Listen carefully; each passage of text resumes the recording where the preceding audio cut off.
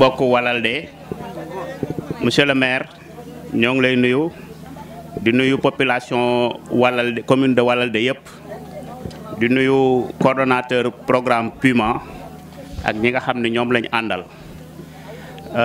ñun ay ndaw lañ dañu ñëw tey ci turu directeur office national de formation professionnelle monsieur Sanoussi Diakité dafa fekk dañu am ay gan mu ànd ak ñoom Kolda ci chambre consulaire yi am lu ñu fa war a def ay gan yu jóge woon France dañu demoon en partenariat France après ñoom ñu ñëw fi looloo tax mu am empêchement ba tey mënu fee teew mais bi ñuy ñëw nee nañu boo leen yeggee ngeen jottalil ma sama nuyoo bu baax a baax waa commune de Walalde jottalil ma sama nuyoo aussi waa programme Puma bi nga xam ni dañu am ak ñoom protocole de formation. ci biir protocole de formation boobu ak Puma dafa am loo xam ne dañ ko monté woon pour 130 personnes ñu war leen a tàggat ci juróomi module de formation maanaam ci wàllu gestion nan ngay def ba mën a ñoñal sa alal am ñu war a former ci wàllu nan la ñuy transformer les produits laitiers am ñu waroon a former aussi ci wàllu micro jardin am embouche bovine ak aviculture 5 modules yooyu la ñu war a former mais bi ñu ñëwee ci suba rek am na ñu ci jot a waxtaanal ci cible bi ba am na yeneen orientation yu génn sax ci formation bi te ñun aussi suñu liggéey noonu lañ koy doxale dañuy bëgg tout le temps ñu nekk en contact direct avec cible bi mën a xam lan la soxlo pour buñ ko former mu mën a liggéey ca la nga xam ni loolu nga ko former parce que nit ki boo ko former te li nga ko former fekk nekkul woon yitteem nekkul woon lu mu bëgg mën na am impact bi nga ci xaar doo ko ci am donc bi ñu waxtaanee ak cible bi am na orientation yoo xam ne juddu na fa donc besoin de formation yi nga xam ne moom lañ indi woon am na tuuti coppiku parce que lu mel ni micro jardin man avant-hier bi ñu ma yónnee terme de référence yi aussitôt j'ai dit au Diof que ni micro jardin c'est pas opportun dans la zone parce que micro jardin mooy ñuy def ay mbay ci ay taabal moi je préfère qu'on fasse du maraîchage purement et simplement les nouvelles techniques en maraîchage ñu indil leen ko pour ñu gën a yokk seen mbay comme am nañ suffisamment de terre et d'eau moo ëpp solo que ñuy def micro jardin donc tout ce travail là dafa nekk loo xam ni c'est un travail d'ingénierie te bala ñu koy gën a mën a xóotal rek dañuy entrer en contact avec cible bi pour xam lan mooy bëgg-bëggam après lan la bëgg a def bu paree ci formation bi pour que ñu mën a fekk si ko ci loolu defal ko formation de qualité pour que mu mën a continuer liggéey parce que objectifu formation bi yëpp mooy que bu ñu la tàggatee ba pare nga continuer mën a liggéey pour yokk sa koom yokk sa koomu gox. loolu benn la ci fànn yi nga xam ni ONFP daf koy liggéey mu nekk benn cadre boo xam ne dañ ko am partenariat ak programme Puma mais terewul sànq wax naa ci ak soxna Fatoumata mu ne am nañ plus de 600 personnes yu bëgg formation ma ne ko ñëpp mën nañ bañ a jaar ci programme Puma mais y a les programmes qui sont de façon continue les programmes de l'ONFP kooku mën nañ ci liggéey te je profite même de l'occasion pour dire à l'association jeunesse et culture de Walalde parce que ñoom bindoon nañu di ñaan formation ci wàllu aviculture je profite de l'occasion pour leur dire que cette formation elle est acquise et incessamment danañ ko ñëw def bu soobee yàlla donc Ismaïla Sarr defe naa mooy président bi bu fekkee mi ngi ci mbooloo mi bu ñu paree léegi après danañ mën a jokkoo ñu gën a échanger pour xool nan la ñuy def pour que formation boobu gën a mën a nekk lu yomb donc di leen wax daal ONFP mi ngi fi mi ngi tijji ay buntam pour bépp population boo xam ni yaa ngi ci biir Sénégal Walalde étant une commune intégrante de ce pays donc lépp loo xam ni besoin de formation la bu am ci biir Walalde buñ ko jotee danañ ko traiter comme ni ñuy traiter toutes les demandes de formation yi ñuy jot venant des populations et lépp luñ ci mën ci taxaw pour que mu nekk formation yoo xam ne dana jural askan wi yokkute incha allahu rabbi danañ ci taxaw. di bég aussi parce que xëy na waroon naa tàmbalee foofu présenter délégation bi maa ngi ànd ak soxna Maymouna Tine nekk chef de division à la Diof donc ñoom ñooy def liggéey ci lépp loo xam ne wàllu formation la ingénierie bi foofu la ñu koy liggéeyee ànd ak madame Mariette Thiam nekk doomu Walalde et tey nag dañuy bëgg lool ñëw fekk ci ko parce que bon ñun dañ koo fekk ONFP mais biñ ko fekkee biir ONFP aussi dafa nekk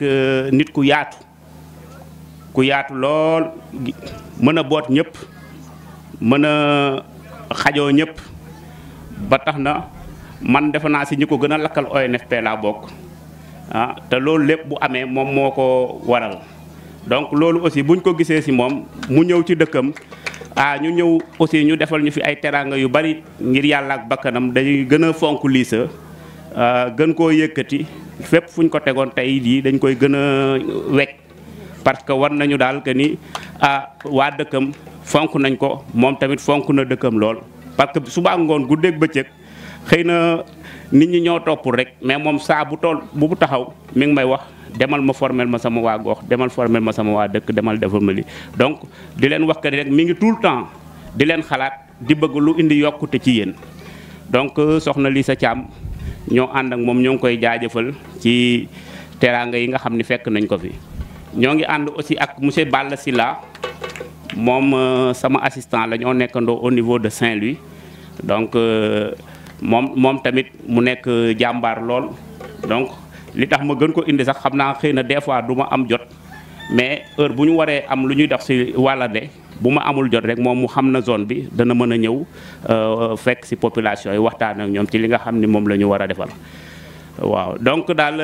bañ a guddal lool di leen wax ONFP mi ngi fi tijji na ay buntam danañ gën a yaatal waxtaan wi lépp loo xam ni yittewoo na ko population yi ci wàllu formation lépp luñ ci mën a taxaw incha allahu rabbi danañ ko ci taxaw ba mu nekk formation yu ñooñ di leen jërëfal di leen jaajëfal jërë ngeen jëf merci beaucoup. ene wayno ɗo e nder Walalde maɓe formu ɗo 150 debbo ko heddi ko koye guure keddiɗe ɗe ɗum noon haalannoɓe haala formation gaga formation baɗeteɗo ɗo hannde o ma formation ngaji goɗɗi mbaɗ e guure moɗon goto fof kadi yo jottoro ɗum.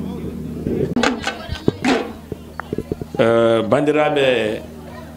on calminama onon fof inde moon e jettode moon. Délégation, mesdames et messieurs membres de la délégation de l'ONFP, hier à Walalde s'est tenue la cérémonie de lancement qui consacrait le démarrage du protocole de partenariat spécial entre l'ONFP et le PUMA en direction des formations. C'est une faveur qui est faite à la région de Saint-Louis, mais également une faveur qui a été faite à Walalde, le village du coordonnateur Moussa Sow, le village du responsable de ce volet formation et directeur au niveau du PUMA, Yaya Dieng. Et j'ai pas manqué de dire hier que je représentais, c'est vrai, le PUMA, mais j'étais là aussi pour mon frère, mon ami, le directeur général de l'ONFP, Sanoussi Diakité. Bandiraɓe en beltima nde ɗo darde wonko kalmi ha heewi hanki mi ruttotako hen ko nani ko haala ɗo joni ko mi wino on mbattu haqqille e ko Aissata Gaye waɗata ko. S'il y a eu ce lancement à Walalde, c'est grâce à Dieu, grâce à notre fille, grâce à cette battante, grâce à cette femme de développement qu'est Aissata Gaye, dite Fatimata Gaye. Golle nana yeeso ko pawatmi hen tan ko wiide monsieur Koundoul min beltima e ko kalɗa ɗo ko haala ma ka eko yaaji haala ma ka eko woni complet mi ɓeyda hen nan noon tan seeɗa so yontaɓe Fouta kalama yontaɓe haalpulaar en kalama guidoroten den hen gardinten hen que le président de la République Macky Sall premier président haalpulaar e nder Sénégal ɗum ko hunde mawde to banggal gollal seɗen jiiɗi golle men ɗe mbaɗa woni seɗen jiiɗi liggeyaji ɗi mbaɗa wona joguiɗo fedde foof joguiɗo darde développement foof ine moƴƴi noon waɗano Fatimata Gaye waɗi ni woni wadde partenariat avec programme uji ɗi gandanɗa hoorema président Macky Sall nana waɗi ɗum ine fanni ɗum e haalpulaar en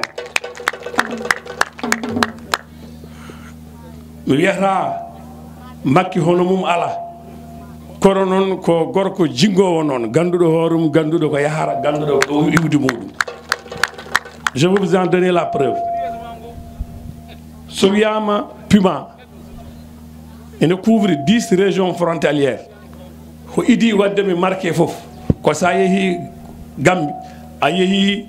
Guinée Bissau walla Mali frontiére uji ɗi kala ɗo jaaɗa hen e ndes ɗiɗo 10 régions sur les 14 ko contre le Sénégal min kawra tan koye haalpulaar en mbimi wimi e wimami hen mieux so wiyama Fouta ko Podor e Matam e nder programme Puma de 600 milliards mbaɗaɗo programmé e to banggal golle ɗo e 5 à 6 ans o waɗe exécuté département de Podor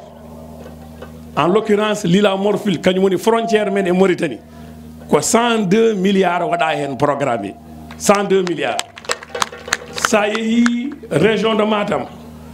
ko 38 milliards waɗa programmé sa waɗi au total Fouta ko boni boni fof c'est entre 140 et 150 milliards ɗi président Macky Sall o waɗi programmé pour liggade nokku o wallude nokku o kala caɗele ɗo ɗe mbawi wonde ala fof ko woppa tawde hay formation nani hen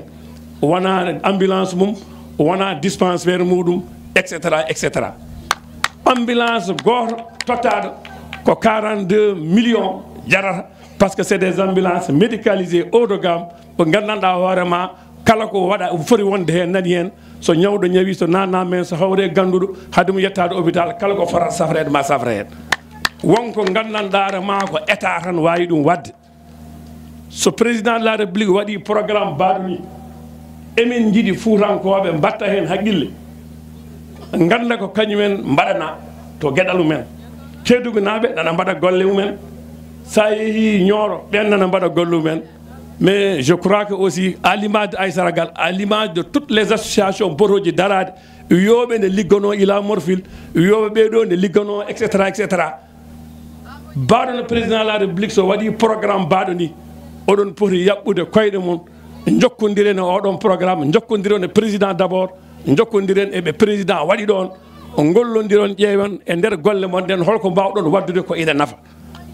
par ce que soutien populaire o soutien actif poɗɗo wonde o ko ɗum wallata yimɓeɓe ha jaara yeeso donc Macky Sall ko kalɗa ko ɓe mbaɗi 50 millions ɓe ko etc. kono noon Macky Sall waɗi 150 milliards en tout cas e nder reedu Fouta pour golle ɗe golle enen fof ndenden mbaɗen neɗɗo goto jaaren hen ko heddi ko Aïssata jokku golle vraiment jokku golle oɗo cérémonie symbolique de pose de la première pierre de centre des métiers mo jiɗɗa wadde ɗo e walalde o eɓen ñaago Allah yo Allah nawrumo yeeso kala ko mbawɗa wadde hen nous au Puma nous prenons l'engagement so bâtiment o darima kala ko woni équipement poɗɗo waɗede hen le Puma s'engage à équiper totalement ce centre inchallah eyyi ko heddi o ko noon Allah jarama on jarama wonko waɗano hanke oɗo gari go joni goɗɗum ɓeydima hen so weeli Allah kadi goɗɗum e goɗɗum ma ɓeydo hen bisimilla moɗon bonne continuation Allah jarama on jarama merci beaucoup.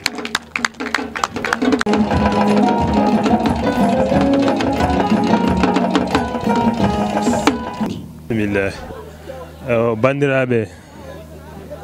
bandiraɓe walalde e hoɓɓerɓe ɗo mi salmini on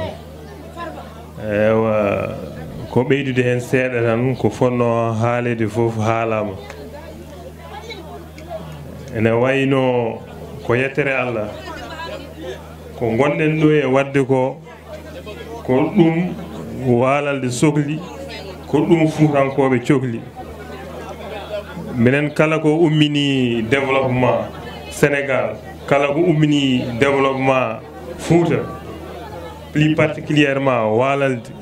mamin dar hen darde no wawi fodde foof min mbaɗa remercier la présidente de la fondation Aissata Gaye dit Fatmata Gaye mi yiɗa artude e cilsiɗi ɗo min dewdunoɗi fof banggal oɗo formation puisque coordonnateur national du PIMA haali ɗum joni ha laaɓi ceerno ko widemo tan yo tinno yo jokku golle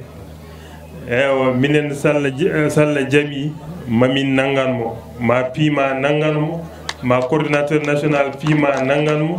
ma technicien ji mum nanganmo puisque wono coordonnateur national wini ko ni foti waade sa joguima idée ji a joguima peeje moƴƴe wawi tan ko Allah jogui doole ko laamu faye laamu ko kañum wawi humtandema haaju ma kanko o faami ɗum o ari o holli ɗum coordonnateur national de PIMA jaɓinima ɗum totti min mbi yomin liggodira e makko min liggodira e makko ha yettiɗo heni ko heddi kone Salla jaaɓi wona ɗo tan haɗata kala ko sumba ɗo heni Salla jaaɓi mamin def ɗum ha ɓenda ma walalde andu kadi PIMA ne darini ɗum PIMA ne darini Fouta Allah jarama o jarama oɗen troisiéme cadeau ko Aissata Gaye ko Fatmata Gaye jeeyi o wi o cadeau PIMA o ko représentant PIMA Soode Diop kañum jeeyi o Soode Diop woni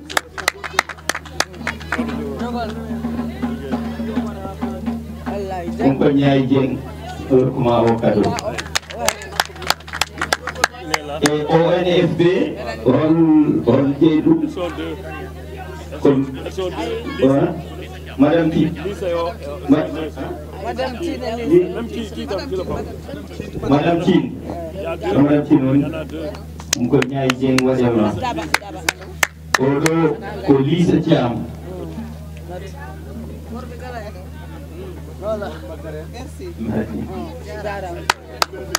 eyi oɗo ko Aissata Gaye jeeyi ɗum ko melfeyi yon juuɗu ɗum noon Allah jarama Seydi Dieng a waɗi ɗikkuma mbaɗ sikki relleji ɗiɗi nanɗo Aissata Binde Bou Ndaw nanɗo Dieynaba Sall nanɗo heddi ko Aissata Gadio noon mballodiren mballon kam noddanmo yo ar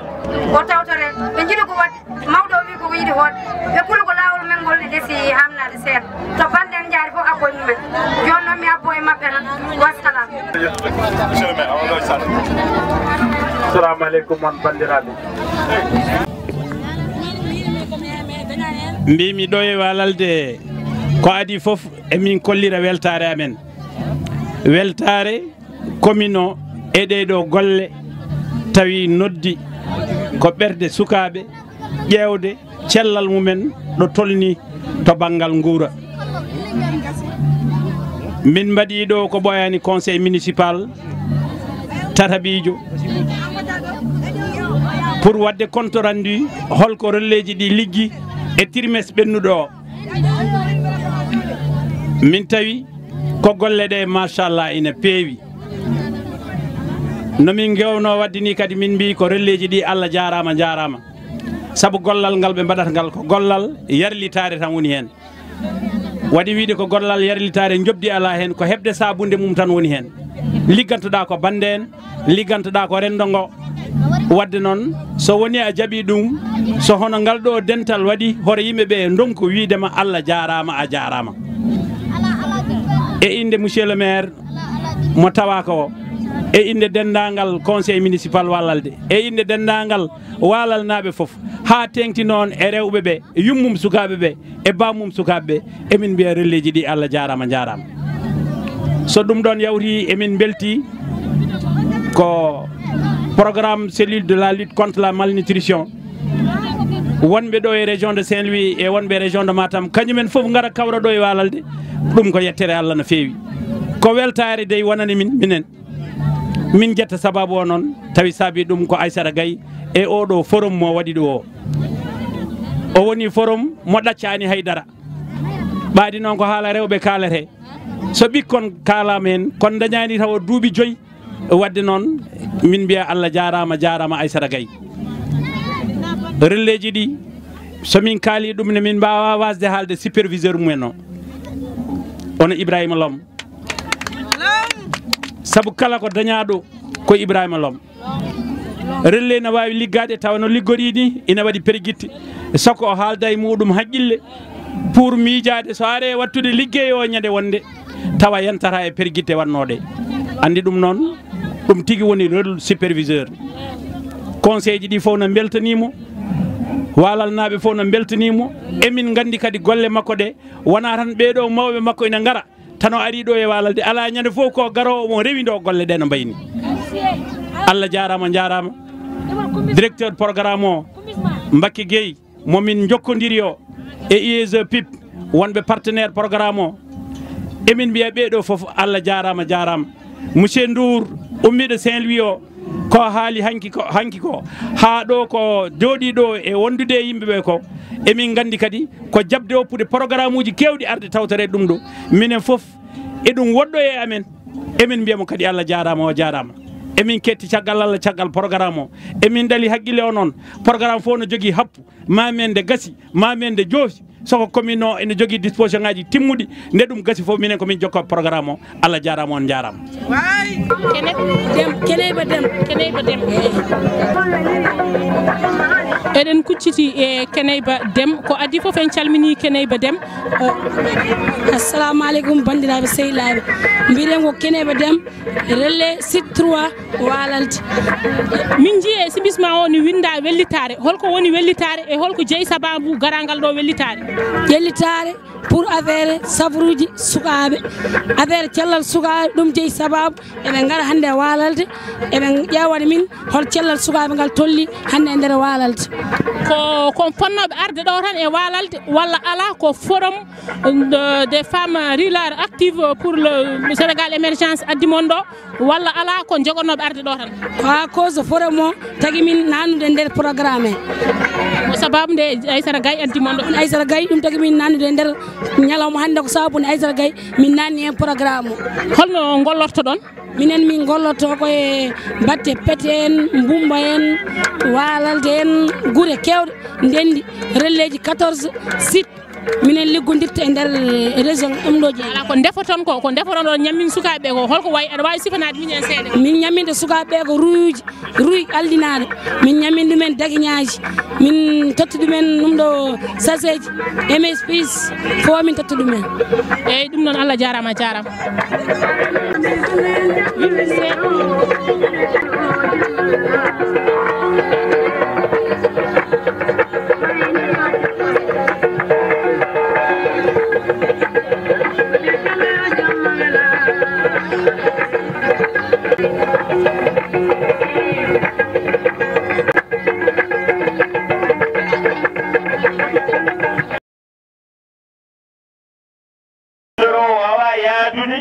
wawa yaadude e formation nden wonata ko hamnoro seeɗa par ce que ɓeɗo déjà nana mbaɗa formation joni kamɓe ɓe mbawa waddude hen formation e guure ɗe ɗum noon maɓe kala noon programme noɓe jiiɗi liggorade e guure ɗe léegi formation yi juróomi module la waroon a doon pour 130 personnes dañ koy au lieu ñu dajale ñëpp ñu toog Walalde dañ koy def ci ñeenti sites yoo xam ni yu bokkul la pour gën a jege population yi parce que comme formation yoo xam ni par fukki fan gën jaa néew lay doon nga tëj la kër fukki fan lay diis moo tax ñu ni léegi dañ koy def ci ñeenti sites yoo xam ne dana permettre nit ku nekk bu koy see bu wàccee mën a ñibbi këram.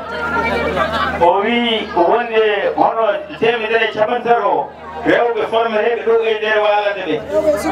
ɓe rewɓe e sukaɓe bien sûr bon maɓe mbaɗ ɗum no pecce nayyi ni pour mate goto fof so dewi ne wawi joftude e suudu muɗum wasa ganduɗa hoorema teddude no fewi ɗum noon maɓe kalan on no siituji ɗi mbayat ɓe mbaɗa ɗum kam ko gueɗe no gueɗe nayyi ni israeli groupe aji nayyi ni hawa jomumen ne mbawa wadde non formation no ɓoore cuuɗi mumen waaw ñeenti sites yooyu mooy Walalde daf ci am benn Siwle Thiambe am benn Dungal am benn Kodu Hayre am benn mënu ko Hayre o wi site uji ɗi ko ni cifori Walalde ko nokku baɗeteɗo formation Siwle Thiambe ko nokku baɗeteɗo formation Dungel ko nokku baɗeteɗo formation e huno ko Hayre ko nokku baɗeteɗo formation somi jumani noon ɗiɗo nokkuji nayyi haalaɗi gure cariɗe ɗe fodde wadde formation ɓe siki tawoyde goto léegi loolu 130 kese la keneen koo xam ni ci sa dëkk bëgg nga formation lii 130 yi dafa nekk partenariat entre Puma ak ONFP mais terewul ONFP am na formation yoo xam ni da koy defal boppam ci biir loolu dëkk bu nekk sa groupement bu fa nekkee sañ na moom tamit mu ñaan ni dama bëgg ñu former ma ci nangam mu yónnee ñu demande moom tamit ñu étudier ko donc du 130 yi rek la ñuy former mais képp ku bëgg da ngay demander nga déposer ko ci sunu wet bu ñu ko defee ñun danañ ko étudier xool faisabilité bi. o wi oɗo programme so taali joni hono temedere capantati ɓe o wi woni ɗum ɗon ko Puma e ONFP o wi kono noon ONFP kañum tan ene jogui formation mum banggue ɗum noon wuuro foof ene jogui ndimaɓu groupement muɗum ñaagade so tawi ne yiɗi formanede comme ça ɓe formana ɗum taw ko kamɓe ONFP jiiɗa e partenariat maɓɓe hakkude maɓɓe e Puma o ci wàllu transformation du lait wàllu gestion ñaar yooyu moom la ñuy defee fii ci Walalde bu demee Siwle Thiambe danañ fa def maraîchage bu ñu demee non si Dungel dañ fay def wàllu yafal amut yafal nag ak xar ak bu ñëwee Siwle defe na transformation des légumes la ñu waxoon ñoom la ñuy remplacer agriculture bi conservation légumes bu nu ko Hayre ñoom ñoo wax dañoo bëgg wàllu maraîchage nan la ñuy defee mbayum dër bi mbayum roose bi ñoom loolu lañ ñaanoon o wi ɓe jogui ko no fannuji nayyi walla joyni ɗiɓe mbaɗata formation eɓe jogui transformation lait e ɗum ko kosam ko wi ɗum ko Walalde waɗete wayluru kosam Dungel mbeɗa sikki ko Dungel siko Dungel qu'est-ce que j'allais faire là-bas embouche ovine ɗum ɓe yuri wadde ɗum ko Dungel ko faare wuro Hayre to haruna ga to ɓe mbaɗata ko maraîchage ɗum ɓe mbi wonde ko maraîchage ɓen ko maraîchage ñaagui bon Siwle Thiamde ɗum ɓe mbaɗata Siwle Thiamde c'est à dire léguimaji ɗi holno moftirto eɗen ndema tawa en mbawa moftude la fondation aussi dañu bind ONFP pour ñaan ko information ci turu fondation donc bokk na yi nga xam ni moom la groupement yi di ñaan fondation yi dafa ñaan ay formation boppam adressé ONFP pour toute la commune de Walalde boobu aussi day nekk programme boo xam ne dañ koy étudier suñu bopp xool nan lañ koy tëralee ak fondation o wi wonde pour ko faare Walalde programme o maɓe ƴeew jokkodirde fondation o e kala no ɓe mbawi gollorade taw eɓe ɓamda e taw koye mbaɗi protocole moɓe jokkodiri o donc ɗum ɗon kadi so Allah jaaɓi kala wawi hen wonde moɓe kalde moon moɓe gonde moon kadi eɓe ɓatti on ɓe jahani so gueɗe ɗe ganana arma paari kamɓe ka gari koye formation naɓe onora par ce que ɓe lanci ɗum hanki on programme l'ensemble xam ne rek liggéey la métier bu mu mënti doon bu ko nit di soxloo ci biir Walalde dañ ko fii formé ci Walalde bu jaree aussi ñu déplacé ko yóbbu ko Dakar yóbbu ko Ndar wala yóbbu ko feneen pour ñu formé ko danañ ko bu yóbbu di leen wax rek nag lépp luñ ciy def aussi day nekk loo xam ni gratuitement lay doon kenn du ci fay dara buñ la déplacé ONFP moo jël en charge lépp loo xam ne daf ci war. oui wonde kamɓe darde maɓɓe ko formation kadi ni kala ko foti hen wadde ko foti hen wonde so Allah jaaɓi maɓe mbaɗ ɗum kadi ko kamɓe keedata hen so Allah jaɓi ɗum noon o hay goto joga hen fayida walla sikkude ceddeli mum ko kamɓe jogui gueɗe ɗe fof kadi ko kamɓe toppito ɗum ko gollal mabɓe kadi ko ɗum woni ganduɗa wona koɓe darani di leen yëgal rek li ñu soxla mooy lépp lu nit di ñaan na nekk loo xam ne ëllëg daf koy jëf daf koy liggéeyee bu nit ñaanee loo xam ne mënu koo liggéey ñun bu ñu defee instruction bi ñu war a def danañ xam ci ndax mi ngi si yoonu liggéey wala nekk bu nekkul ci yoonu liggéey duñ ko may ndax ki taxaw bëgg a liggéey ak ki taxaw di ñaan ndax ñoo ngi formé samay morom rek naa formé wu yemuñu donc dañ leen di ñaan rek ku bëgg formation day nekk nga rek tànku liggéey ñu mën la accompagner jàppale la ci loolu ba nga xam ni buñ la paree rek da ngay nekk ak en activité jëriñ sa bopp jëriñ réew o wiidede noon kala kene ñaago yo ñaago ko liggoro ko ngannduɗaa hoore ma aɗa waawi ɗum liggade kadi tawa sa heɓi ɗum aɗa liggo ɗum kadi nganndanɗaa hoore ma tawa kadi koko nafata wuro ma tawa kadi koko naftata leydi ndi di leen fàttali nag ñun ñoo ngi nekk am nañ siège bu nekk fii à Saint-Louis moom mooy couvrir lépp lu bokk ci région Saint-Louis donc boo leen defee seen demande de formation yi mën ngeen a fexe ba jokkoo ak ñun indi ko ci Saint-Louis moo gën ngeen koy yóbbu ba Dakar day tardé ndax il faut ñu indil ñu ko ñun Saint-Louis ñoo ko war a xool. o wi kadi eɓe jooɗiɗo ɗum koɓe jooɗiɓe tan kala jomiraano yo namnoɓe kala ɗum no foti waade Allah jarama jarama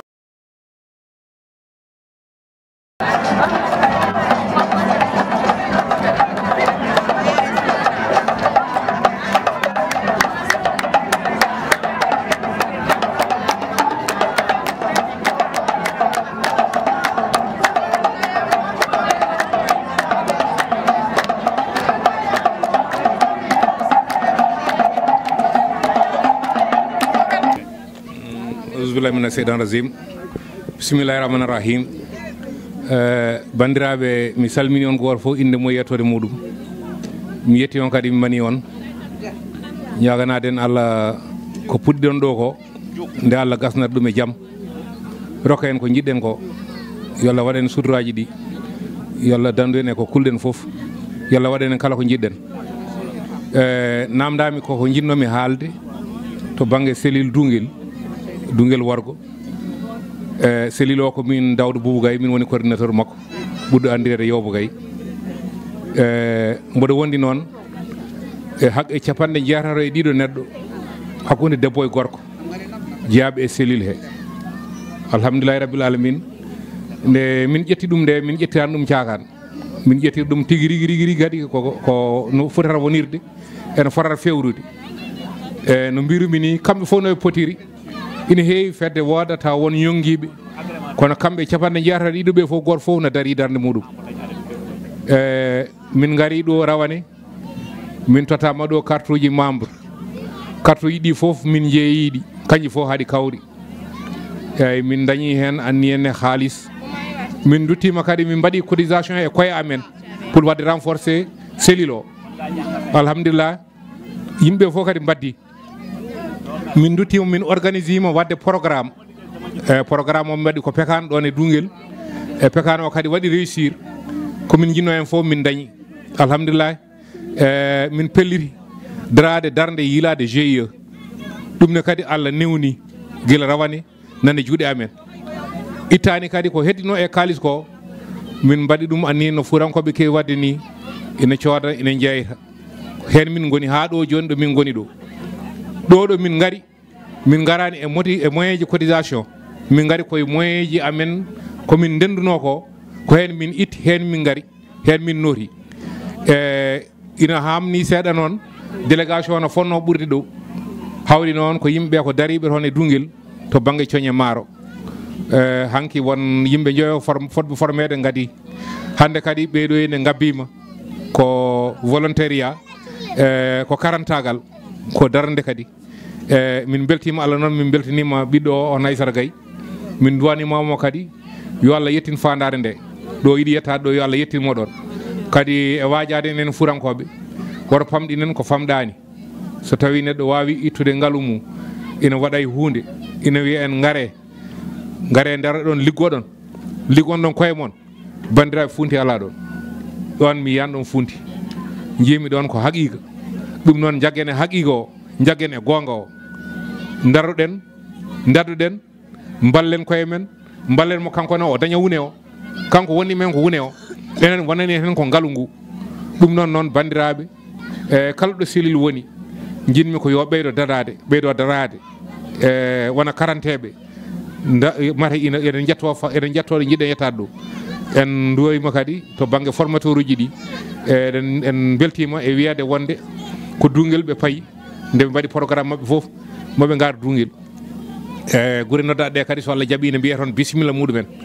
Allah jarama on jarama yama discours o juuti mi weltima noon mi weltanima on jarama bandiraɓe